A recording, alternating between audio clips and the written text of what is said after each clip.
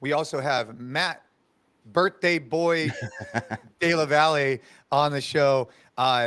So for those of you who watch this on like on video, MDV, as of the last, I don't even know how many weeks, he is a believer in no more sleeves. He's only wearing tank tops.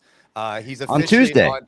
it is Tuesday, but anyways, good morning, everybody listening, whenever time you're listening to this. Today we're going to talk about choosing friends mom would invite for dinner, and the inspiration from this came from, and we have a variety of other topics we want to discuss, but I, years ago, I wrote a book called As Many Reps as Possible.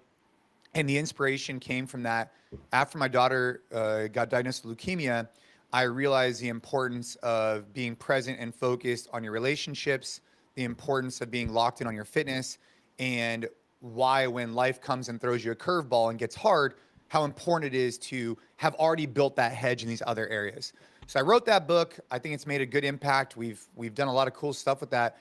But fast forward, probably about 2-3 years ago, I started thinking about what book would I want to write again? What would I want to, if I left this earth, what would I want to give my children? And one of the things I was thinking of is this list of 10 things that I wanted to give my son before he went into high school, which are going to be different. And I have different things I want to do for my daughter, but in particular for my son, what do I wish I had before I went into high school that would have made me a better young man? And that's where the inspiration came from. Choose friends mom would invite for dinner, because that's one of the 10 items. So that's one of the discussion points. I have a bunch of other things to talk about, but I'm going to pause there for a minute. I'm going to pause and just say good morning. That's it. You sent the list, and I think it's a good list, man. But I'm excited to hear you dive into, I guess, the specific inspiration for that point.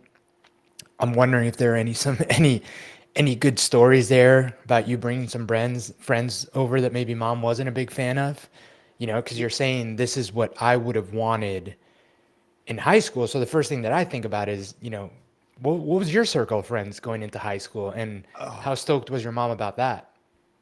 My mom's like she's like the sweetest, right? So you could bring over anybody to the house and she's in open arms. And my dad too, right?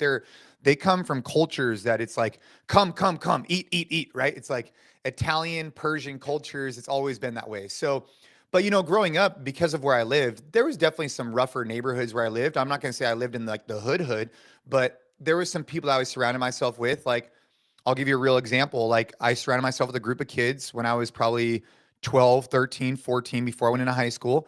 And I got in a little riff with one of them, and they ended up graffitiing on my driveway, and in giant black letters wrote, I'll never forget this. I haven't thought about this in years, Gabe. I can't believe I'm telling this story. I haven't thought about this in as long as I can remember. So, there's a group of kids in the neighborhood. Some of them weren't as good as others and came from different types of homes. Anyways, I wake up one morning and my dad comes up and he's like, "Hey, Jason, I need to go show you something on the driveway." And I go out on the driveway, and in giant black letters, it said, "Fuck you, Jason, bitch," in giant across my driveway. And I remember, sorry for the swearing, by the way. I remember just looking at that, and my dad and I went to Home Depot, and we got like a paint thing, and we spent hours cleaning that driveway. But that's an example of like some of the people I hung out with that maybe weren't the best circle of friends until I got into high school. Then everything changed. Man, I haven't thought about that in forever. Boy, thanks for bringing that up.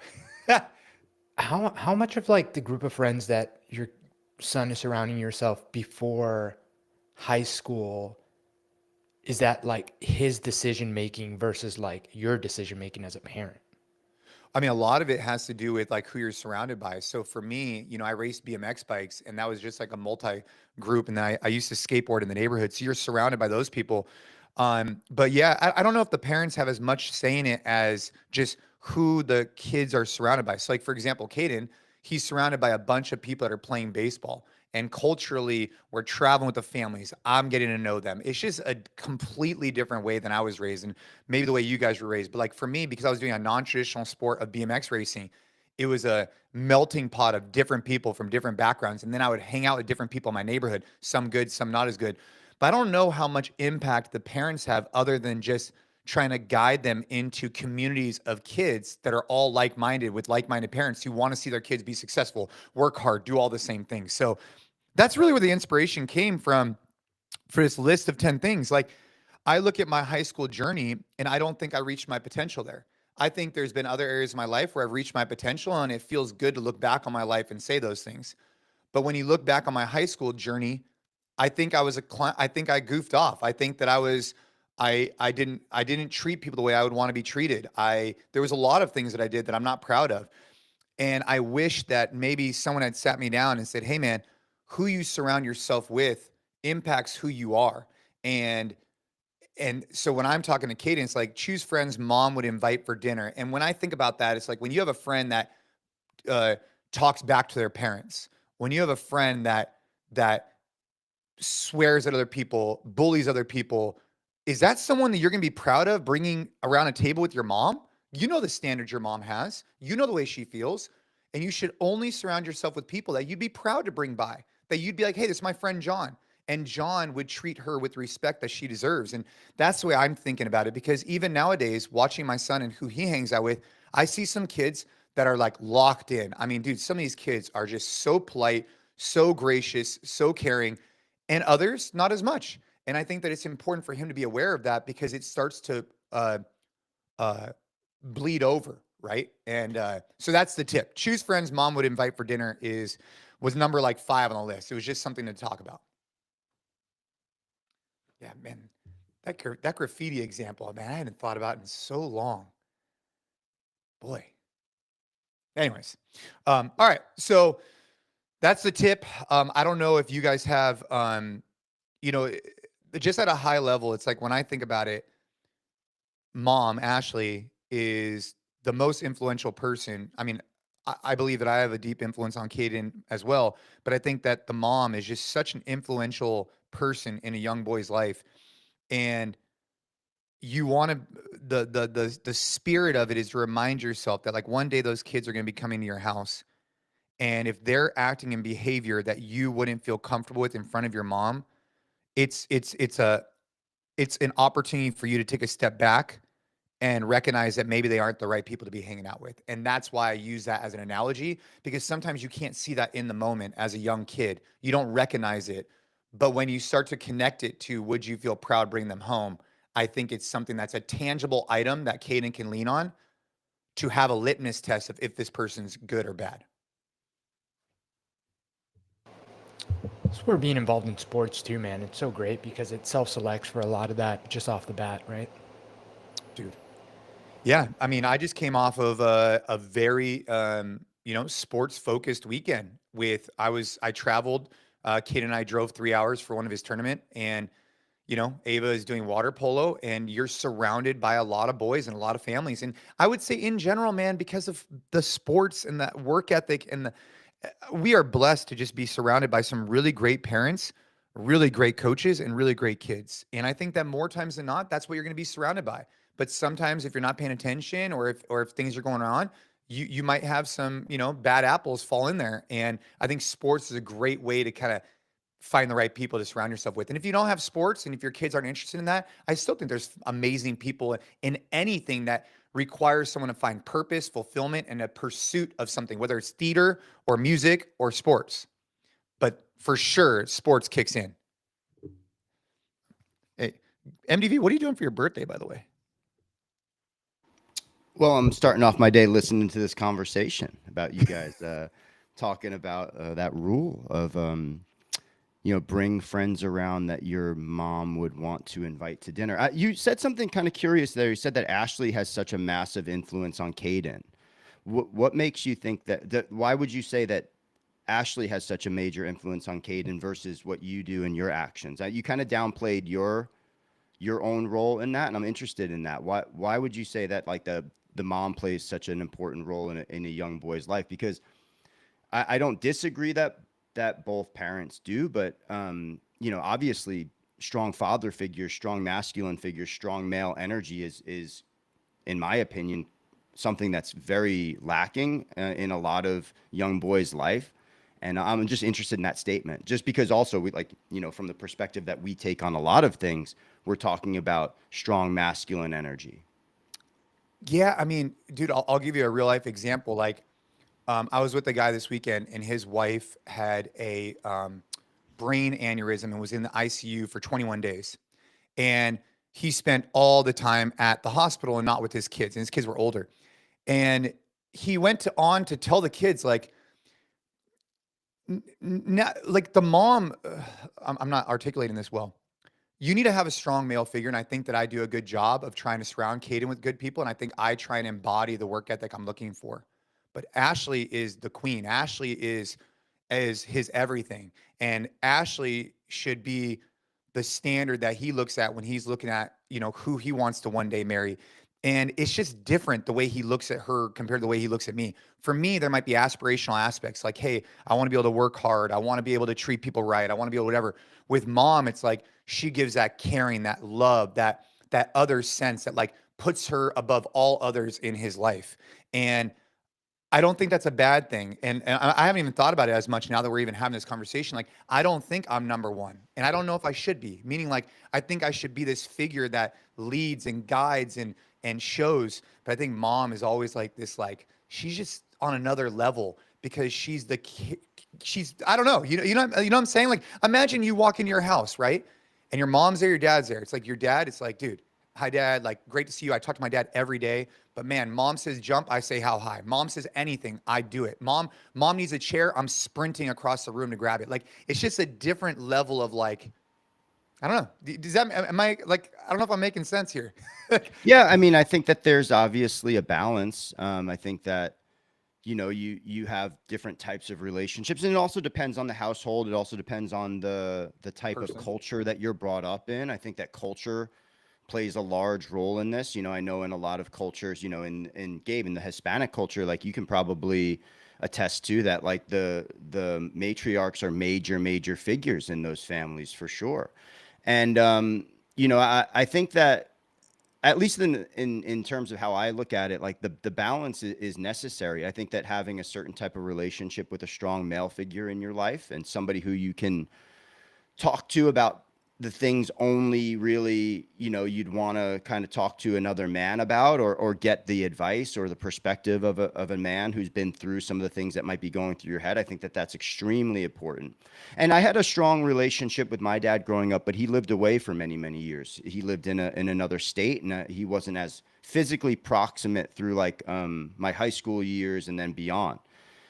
And, you know, that did have a certain type of impact on me where I had to learn certain things or try to figure out certain things that I wasn't able to ask this individual on a regular basis. And my mom was the parent who was there nonstop. So the dynamics, I think, are obviously different, each household, culturally, how the family is set up. But I do think that this idea of having strong male figures in young boys' life that help them understand how to not only treat themselves, but treat other people, and in particular, treat women. I think that I think it's very powerful coming from another man on why you do and why you don't treat, well, anyone, but in particular, I think women a certain way. And I think that there's a different level of obviously respect that goes into that, a different level of care, a different level of even touch, you know, when you're dealing with women versus men. So that's why I wanted to ask the clarifying question, because I do think that there's such a if I were to look at the youth of America and go like, what's the problem here? Do I think that the problem is more you know, strong male figures or strong female figures? I would say we have more of a problem not providing strong male figures for our youth, and the fact that over the past 5 or 10 years that's been, I don't want to say torn down and kind of made into a joke that, you know, masculinity, you have words like toxic masculinity get thrown about. But I do think that we've gone a long way from you know, allowing boys to have strong male masculine figures. And I do think that the other side is necessary. The more feminine side is necessary, but the strong masculinity, I think, is something that gets understated a lot. And maybe Gabe, maybe you could speak to this. I mean, Shay's so young, but maybe the reason why I feel that way, MDV, now that I'm like reflecting on it as you're speaking, is that that's the way I treat Ashley. Like I treat Ashley like she's the number one, Well, period. Like, for and so sure. maybe, so I think that that's what he sees, and maybe that's why he treats it that way. You know what I mean? Well, Like, the most important lesson that you could ever teach your son is how you actually act. I yeah, don't think like the words or the motivation or even like the stuff that like I write on social media or whatever, like those things at the end of the day pale in comparison to like what actually happens in the household when shit goes down, or like what you do on a regular basis and how Caden sees you treating your wife and the other people in your life. That's my opinion. yeah, of course. Yeah. For sure, man. I mean, if you talk about like statistics, and a lot of the guys that like I really appreciate in like this whole space of like really pointing out what's gone so wrong for men, like the Scott Galloways of the world, like it is very, very clear in the data that if a child is raised, both boy and girl, but specifically boys tend to be a lot more susceptible to this. If they're raised without a dad, the outcomes are significantly more poor than if they're raised without a mom. Now, again, that's not to say that, you know, same-sex couples can't raise amazing kids. That's not to say that single moms can't raise amazing kids. I feel like you always have to like, you know, get in front of that. And obviously that's Yeah. not what anyone is saying. We're but not saying that. but it's very, very just clear that boys need a strong masculine figure significantly more. Like it's a much, much stronger predictor of all sorts of positive and negative outcomes than if they have their mom present. Obviously, the ideal is to have both.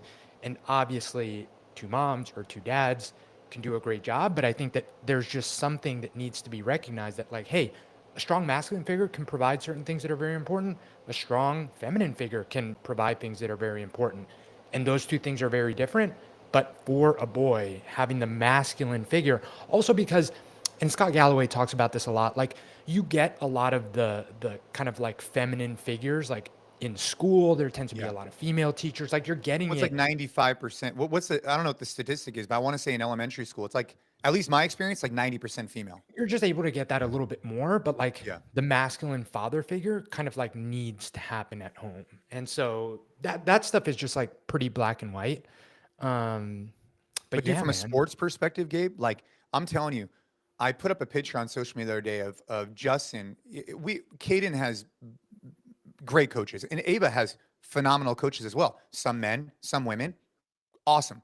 But dude, Justin, I put up this picture because every practice, every day, all the baseball mitts are in a straight line always, and it's just like little details like that. And then talking to them after the game about, you know, they played 5 games this weekend as part of a tournament, and I would watch every one of like the post game talks, and I'm just sitting there like just eating it up, dude, because I'm just watching our young men just absorb information from a figurehead that they trust and they know is great, and like we need more of that for our young men, not just from the dads, but from coaches as well. And this coach, he played in the MLB. So all of a sudden, these kids already like, oh, and then he comes at it with such a compassionate, like really different approach, but he doesn't have to like be roboto or boast because they know he already played in the MLB. Like he doesn't have to say anything. So the things he says, the kids really catch on. And it's fun to watch. It's fun to experience. And I think that I would encourage anybody listening, if their kids are not being exposed to a variety of coaches and different perspectives, I think that's important. And then recognize the ones that are bad and try and get them out of that situation because that's not good either. Yeah. As a dad raising a son, you know, I'm on a big John Eldridge kick. I read Fathered by God. Wild We at talked Heart. about that here. Reading Wild at Heart now. I'm like, you Great. know, half the way in. Great book. Both of them are great books. And I've read Wild at Heart a few times. oh, it's so good. And a lot of what they talk about specifically when it comes to men is this like need for adventure, this need for like, you know, going out and having that, you know, noble battle and combating, you know, fighting the dragon. Like all these things are so true. And I think that again, it's just something that's very black and white to recognize that like as dads, we're the ones that can guide them through that. It's very difficult. Like mom is a source of care and comfort and empathy. Like she's there when Shay falls down and like hurts himself, like he wants nothing to do with me. He wants to go to mom.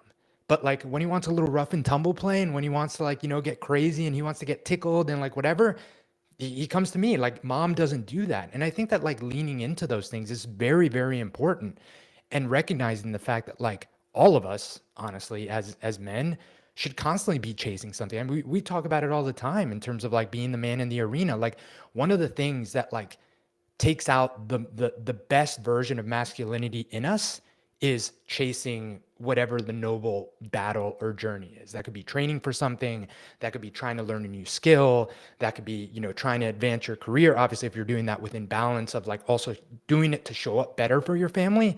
But like that's the thing that like you need to instill in a son, I think, very early on. And really like you see it in them. Like boys want to go out and, like pick up rocks and throw rocks and do the things. And I think encouraging that and fostering that is something that like a dad is in a very unique position to be able to do. Again, doesn't mean mom can't do it, but if we lean into the things that like we're naturally, they even want to do with us, I think it ends up being those things for sure. One of the things that I think, and Gabe, those are strong points. And I would recommend, we talked about faith on one of the last episodes, and I had a different perspective than you guys, but I read a lot about things like faith, and John Eldridge's Wild at Heart is a Christian book, very centered around, the teachings of Jesus and the idea that boys and men need adventure. And I thought that book was a very, very powerful book. But one of the things that I think is really important, and just in my own life that was important, was that male figures often checked my behavior. And what I mean by that is I think that you need strong men in your life to tell you when you're out of line, or to physically show you that you're out of line. And I think that that's something that gets lost in a lot of today's world, where you see people do things and you just go, who is responsible for this individual, or who is allowing this person to talk this way to this person? And I just think that has gotten lost a little bit in the mix of like everybody's feelings and everybody's sensibilities. I'm not wanting to hurt somebody else's feelings, but I'm sorry, one of the most important thing that the strong men in my life have done is that when I have the inkling to get out of line, somebody goes, no, get back in line. And somebody shows you where you belong in line. And I think that that's a really important factor. And I try to treat a lot of people with that same respect.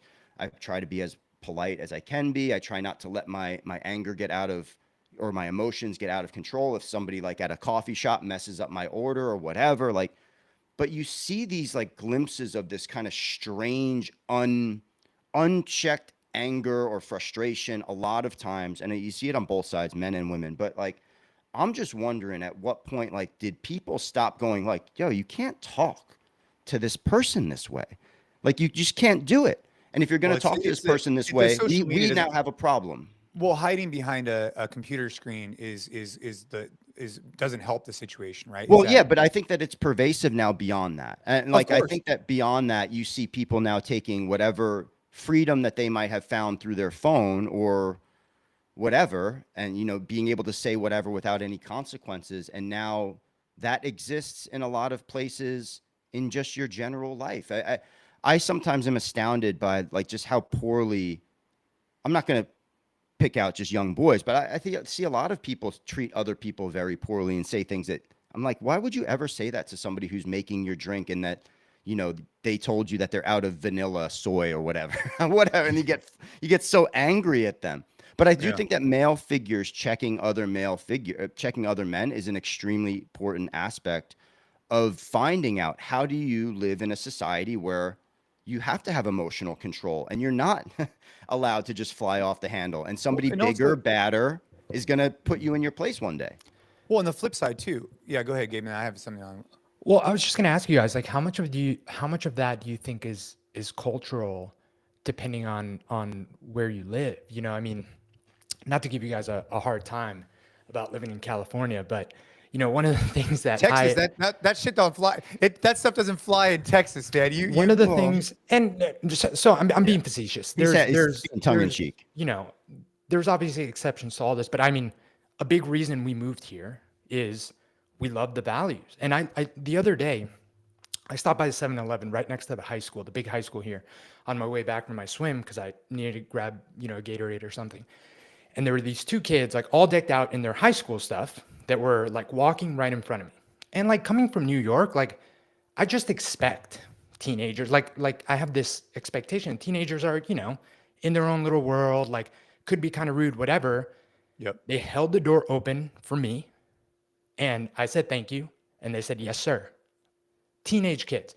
And here's the thing, like you just like you don't see that, honestly, spending time living in New York and then spending time in California. You just don't. Like my expectation wouldn't have been to see that. And I've had now several experiences, so has Ariel, where like us coming from those two places kind of like talk about it at the end of the day. We're like, hey, like saw this teenager and like Shay really wanted to pet the dog. And I was like, you know, maybe and she was like super nice, like, yes, ma'am, like all of these things. And I personally, that's how I want to raise my kids. And I love that. And I do think that there's something to the fact that like there are places where you see that a little bit more. Obviously, it tends to be more conservative, rural places. And then in the more liberal big cities, I think that it's just that's gotten lost. And I'm not saying that that's a full on like, hey, these places are better than those places. Everything has its pros and cons, but there is something to be said about like, you know, it's in the culture and the values, and that does tend to be different from place to place. I mean, I've noticed it living in all these places 100%. Yeah, dude, I just, so I agree with you, Gabe. Going back real quick to what MDV was saying about strong guys calling each other out a little bit. We see that a little bit at the men's club, obviously. But one thing I'm going to get better about, I don't do this enough and I'm going to get better about it, is also when I see moments, because like, for example, I've talked about Justin, who's the baseball coach on this show multiple times. I think he's the most incredible. And I try and tell him, but maybe I could tell him more often because the guy busts his butt. And I've seen parents, a lot of parents, dude, who really are busting their butts to try and make things happen for their kids. And I think I could do a better job of sharing with them, like, hey, man, that was cool. Because I'll give you an example. So Kate and I, we finished on Saturday night. It's late. We show up at this like random Chinese food restaurant because we were just tired and we're like, whatever. Katie's like, dude, you want to go there? I'm like, sure, whatever. So we go, we sit down, and this guy walks up to us, older guy. He's probably 70. He walks up to us, he's like, hey, he's like, he starts talking to me. He's like, and then he starts talking to Kate and he goes, I really appreciate you're not wearing your cleats in here. And Caden's like, you know, thank you. He's wearing slides because he's like, oh. So the guy goes and sits back down. We have dinner. It's like 45 minutes of dinner. And he's sitting maybe like, I don't know, 7 feet away from us.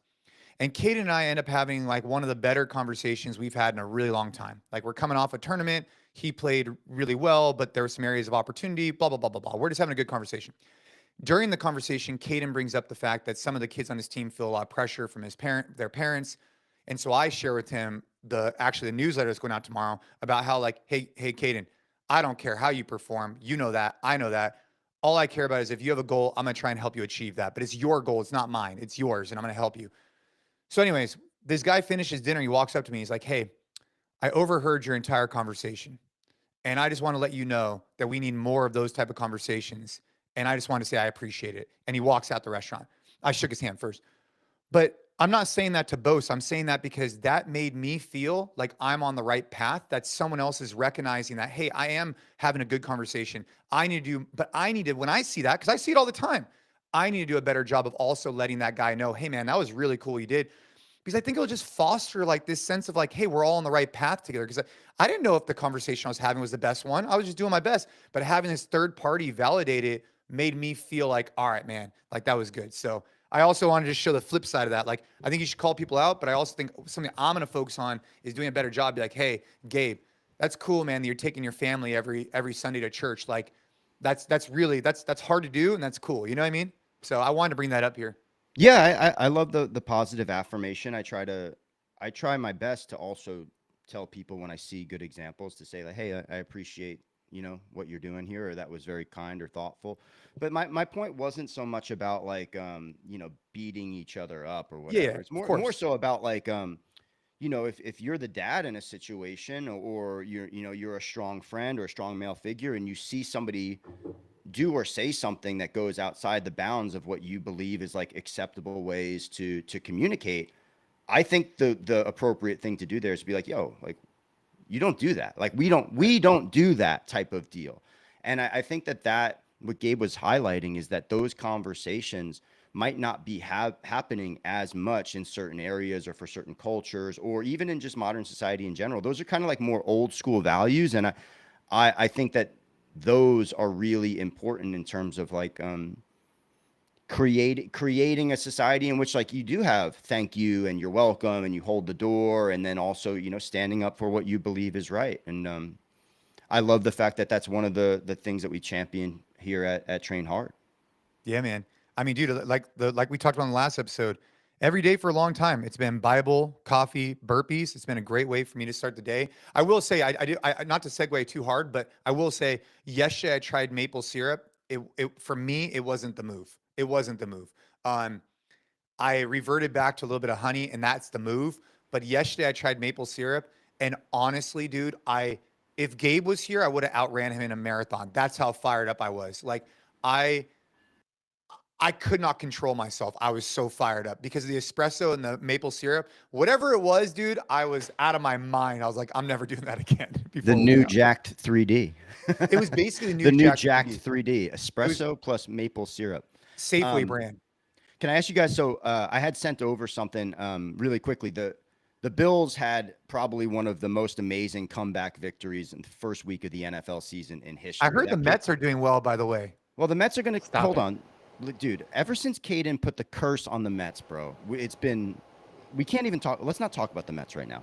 Let's talk about the Bills game.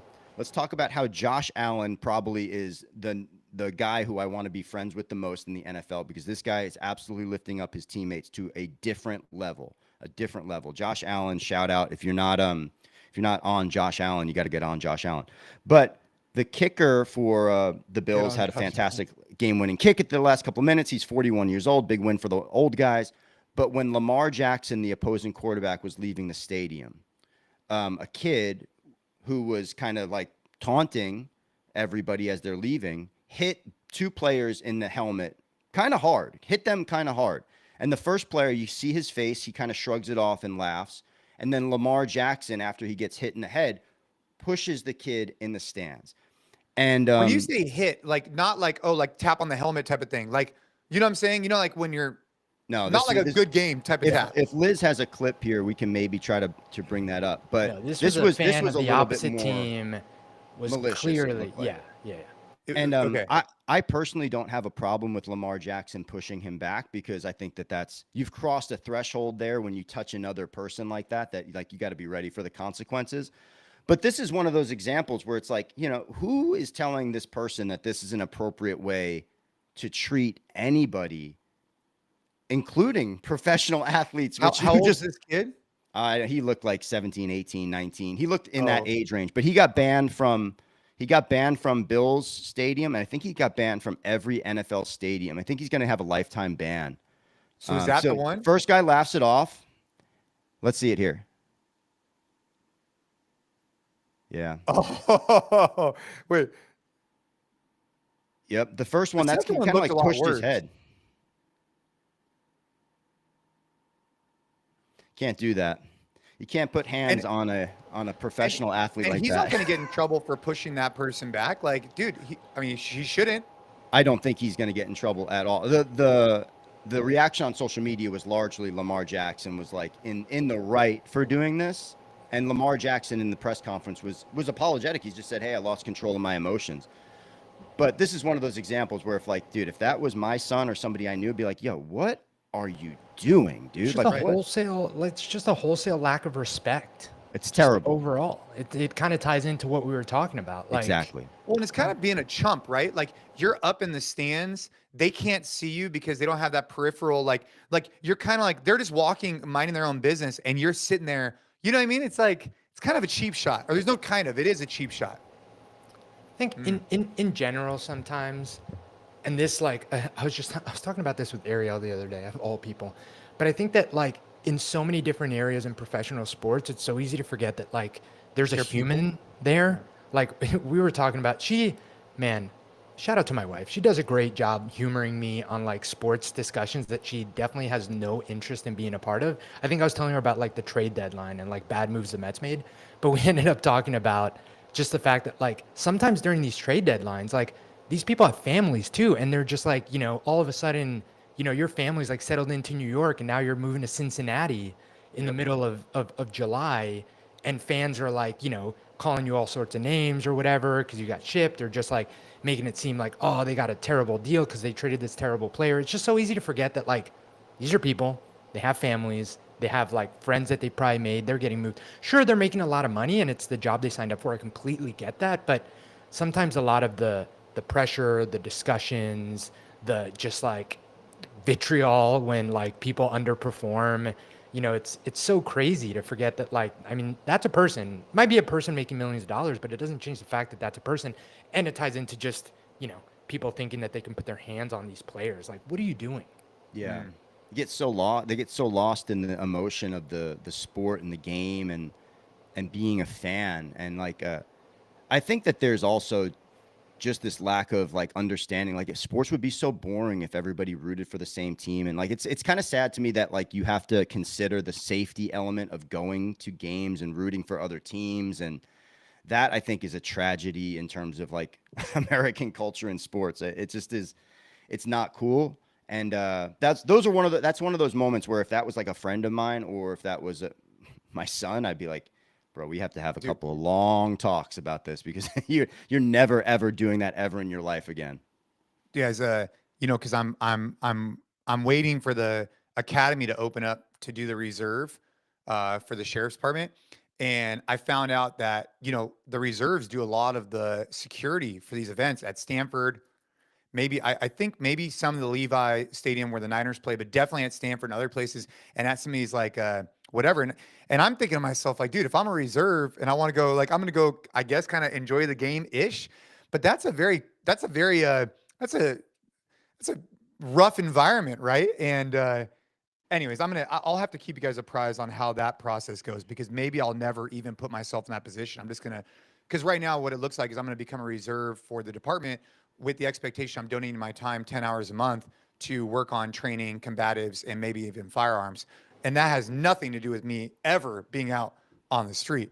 But, never say never. Who knows if I'm going to show up at a Stanford football game as like a sideline helper. I would say if you ever put that uniform on, Jay, you got to be ready to go. You got to be locked in, bro. That's because the guy asked me, he's like, "Do you ever want to go on patrol?" I'm like, "No." I was like, "I don't want to go on patrol." I was like, "Dude, I cannot even get close to being as qualified as you guys are. I have no experience. I'm a reserve. I'm donating my time. Like, no, like I'm going to be a liability, not an asset for you guys." Like, that's what I looked at it, at least. I don't think that's true at all. I think I don't think that's true at all. Just given, I mean, no disrespect to Elio. Like, obviously we love law enforcement, hard work, and they're putting their life on the lines. But I think that, like, just being a capable, like, physically fit, well-bodied person, I think, unfortunately, this is a problem you're trying to solve, I think puts you ahead of probably more than half in terms of like people that are just out there on patrol, on like being able to keep your cool, situational awareness, like, run, jump, whatever. I mean, to say that like you're significantly underprepared compared to like most people out there that are doing patrol, I mean, come on. Well, and more so like knowing the streets type well, of thing, from a physical standpoint. Yeah, Jay yeah. is probably Like just like knowing the, I don't know. I wouldn't have enough time to build up an exposure to understand the way like things go. Sure, physically, yeah, that's fine. But dude, I told you I would guys assume about that that's some of what's covered during, the academy training to make you. Yeah.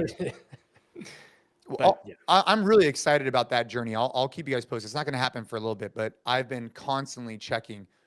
I told you guys about working with the custody. Did I tell you guys about working at the custody department the other day?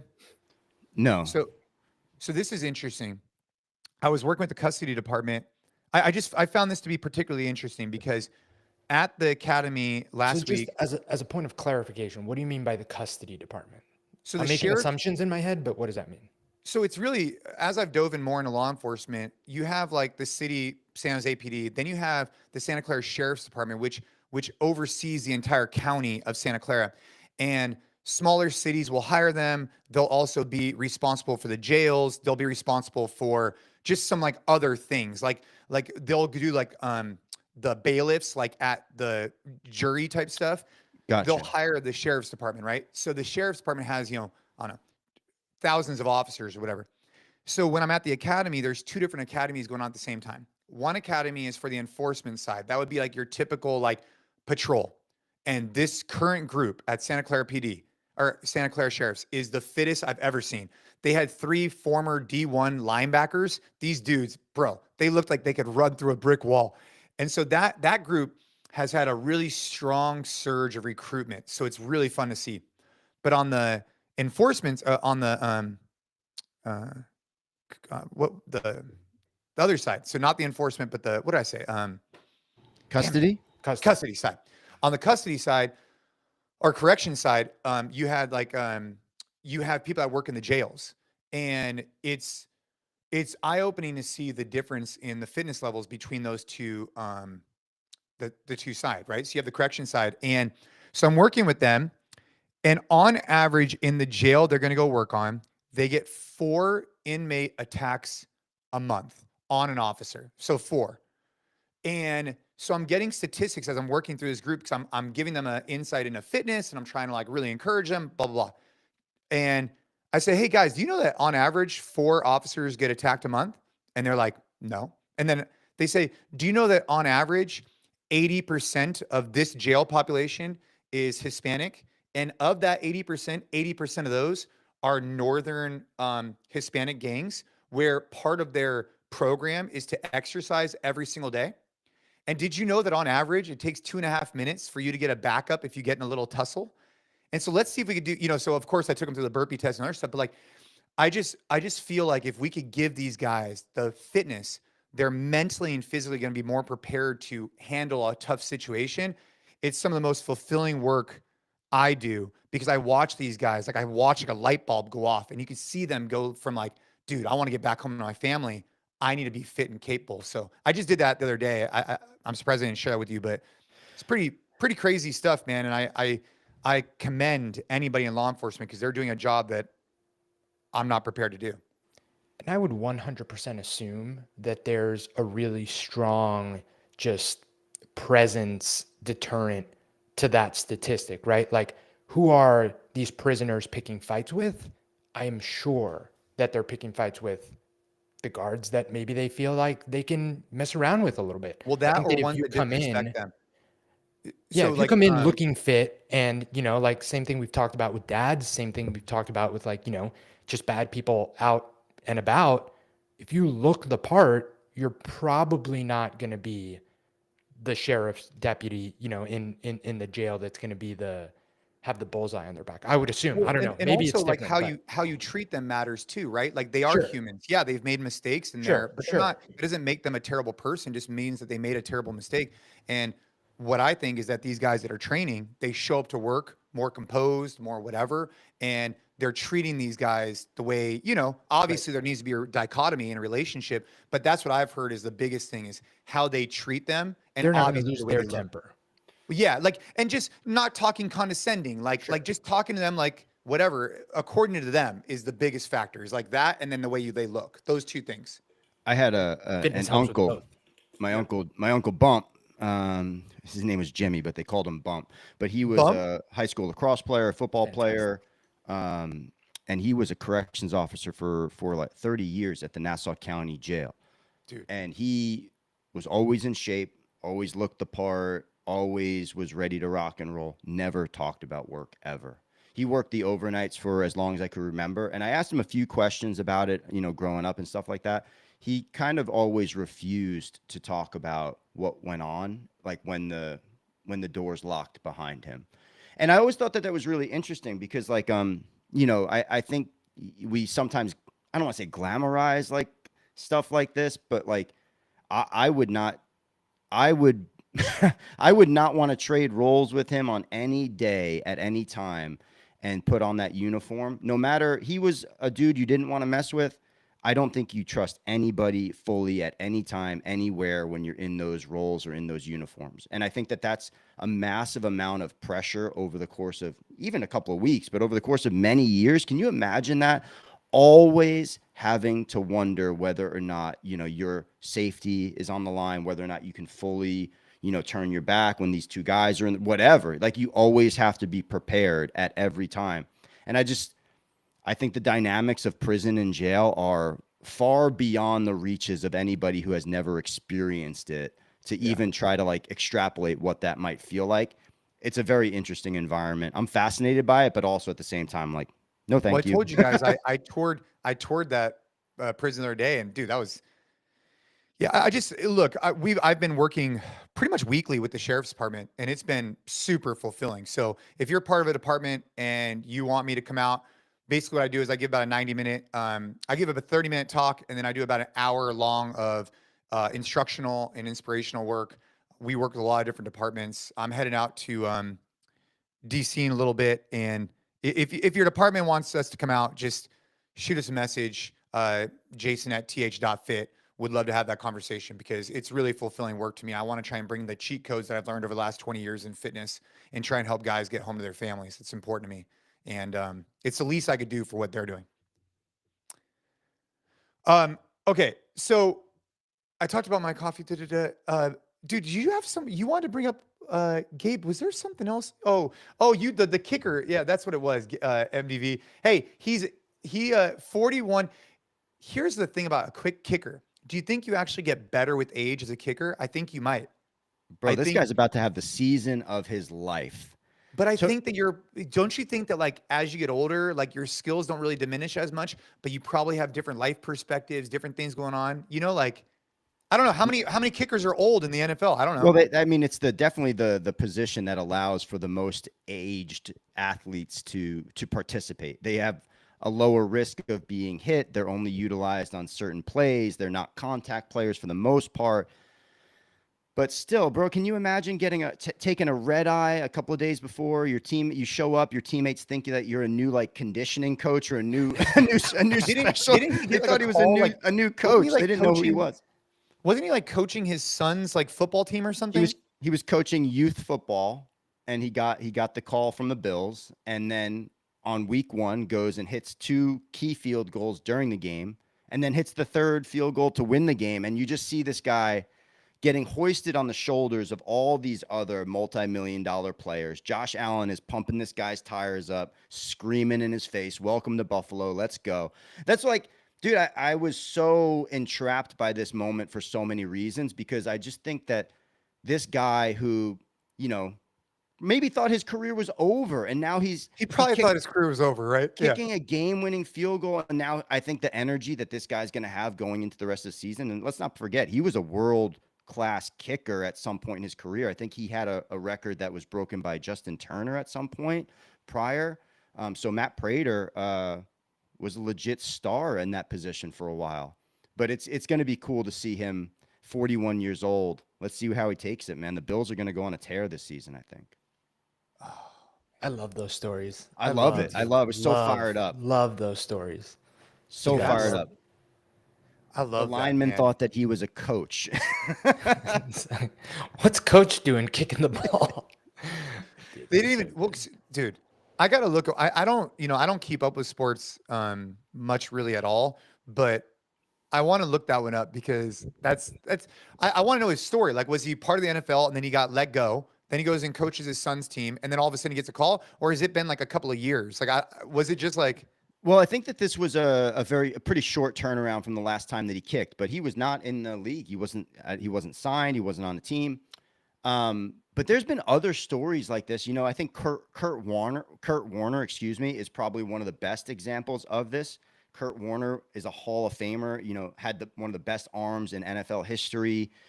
Was the greatest show on turf, him and Isaac Bruce, Marshall Faulk for the Rams, and then he went to Arizona, had a great career there. But Kurt Warner was bagging groceries, and then came into the league, had been a Canadian football champion, comes into the league, and now is widely considered one of the best quarterbacks of all time in the NFL.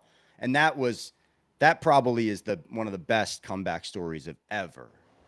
The underdog story is always just like so fascinating. And sports provides a unique vehicle for underdog stories that are unrivaled.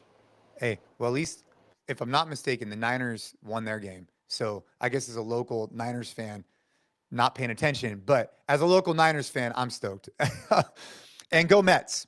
Caden We just need keeps all me the help. posted on it. So it's going to be good. All right, gentlemen. Hey, everybody listening to the show, we greatly appreciate you guys tuning in on these every week. We're just talking about things that are on our mind, different subjects. You know, my takeaway for this week is like just reflecting on like what we talk about. You know, every time that we share something on the podcast, I think what's really important to me, and this is one of the reasons why we're going to start, you know, we'll be incorporating some other guests as well, is that what was always so powerful about the podcast when we have more guests or even when we're on is that if we're going to be sharing something, we also need to embody that when we're in our daily lives. And so coming on the show just always level sets me, make sure that I'm showing up as the best husband, the best father, you know, the best in business that I could possibly be. So I hope you guys are on that exact same mission. Make sure to check out the podcast show notes for all the links to everything you could think of, from the Train Hard app to our newsletter. We got you covered.